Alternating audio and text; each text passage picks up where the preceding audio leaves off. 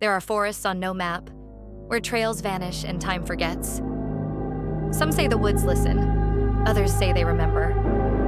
Tonight we follow a traveler who went in and left something behind. This is Cloudtale, and you're listening to an original horror audiobook.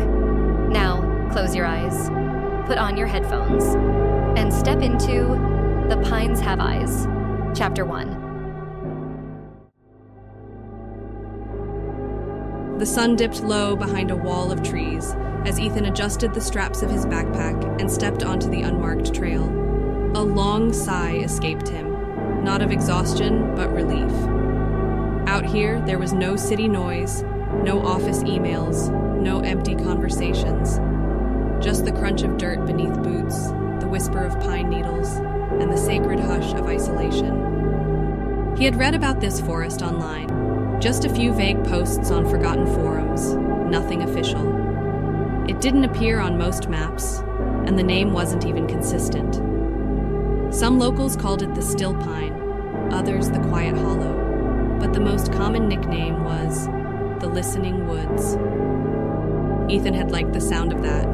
Quiet, listening, a place that didn't talk back. He hiked for an hour before reaching the clearing where he planned to pitch his tent.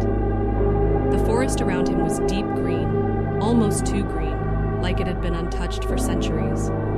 Trees leaned in unnaturally close, their branches tangled like fingers gripping secrets. He dropped his pack and looked up. No birds, no bugs, just the trees. Watching. Night fell quicker than expected. His small fire crackled gently, offering a meager comfort in the sea of dark. Ethan chewed on a protein bar and stared at the flames, feeling them reflect in his tired eyes. Then he heard it, a sound so faint, so easily missed it might have been the fire, or not. A single twig snapping. He froze, listened. Silence returned like a lid clamped down over the forest. Ethan chuckled nervously to himself. Probably an animal. Deer, maybe. He'd read that deer sometimes circled campsites curiously. Nothing to worry about. He zipped himself into his tent and clicked off the flashlight, letting the moonlight paint odd shadows across the nylon walls. But sleep didn't come. He could hear something. Not footsteps exactly, but movement, like brushing, like something gliding past the tent, but not touching it. Then came the whisper, so faint he almost didn't register it. You shouldn't be here. He bolted upright. Nothing, only the sound of his own shallow breathing. He stayed still, listening, praying it was a dream, a product of his sleep-deprived mind. But the forest outside held its breath with him. Eventually, he lay back down. Just the wind, he told himself. It's always the wind. He didn't dream that night, but when morning came, he awoke with the unmistakable feeling that someone had been watching him sleep. He resumed the trail the next day, though he wasn't sure there was a trail anymore. The markings he'd scratched on trees were gone. Literally gone. The bark had grown over or smoothed out overnight. No footprints either, not even his own. But he pushed on, guided only by instinct and the position of the sun.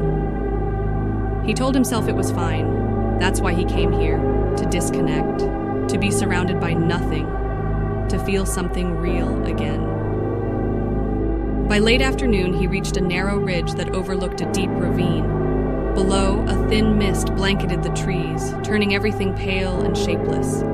He paused there, drank water, and watched how the fog moved, like it had purpose, like it breathed. That's when he saw it. A figure. Standing at the edge of the trees below, far off, still. Ethan blinked, leaned forward, squinted. The figure was gone. No movement, no sound, just fog drifting like smoke. He laughed nervously and muttered, I need sleep. That evening, he didn't make a fire. He ate in silence, crouched near a fallen log, stillness around him was suffocating. Even the trees didn't sway. The forest had stopped breathing. Then came a sound. A voice. Not from the woods this time, but from behind him. You're still here? Ethan spun around. No one. His chest heaved. He turned in circles, scanning every branch, every hollow, every shadow. Nothing. But something was different. His pack was gone. He ran to where he had left it.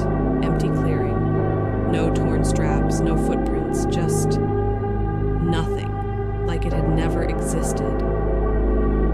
Ethan staggered backward and stumbled onto the trail, if it could still be called that.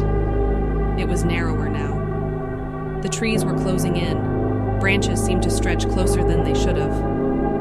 He started walking, fast, then jogging, then running. The forest swallowed him. Every path he tried looped back. Every clearing looked the same. The sky above had turned a dull gray blue, though sunset was hours away. He was lost. But more than that, he was being followed.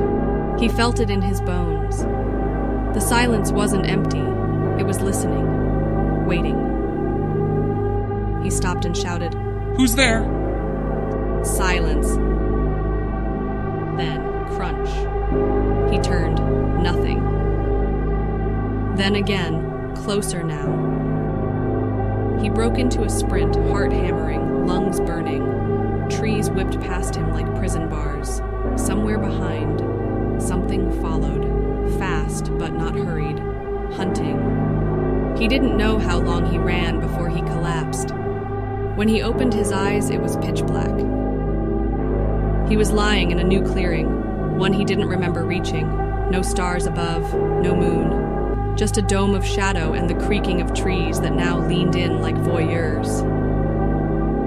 At the center of the clearing was his backpack. Intact, untouched, sitting atop a smooth, flat stone, and beside it, a journal. His journal. But it was open, pages flipped, and one sentence written across a page he hadn't yet used. You were never supposed to come here. Ethan's breath caught in his throat.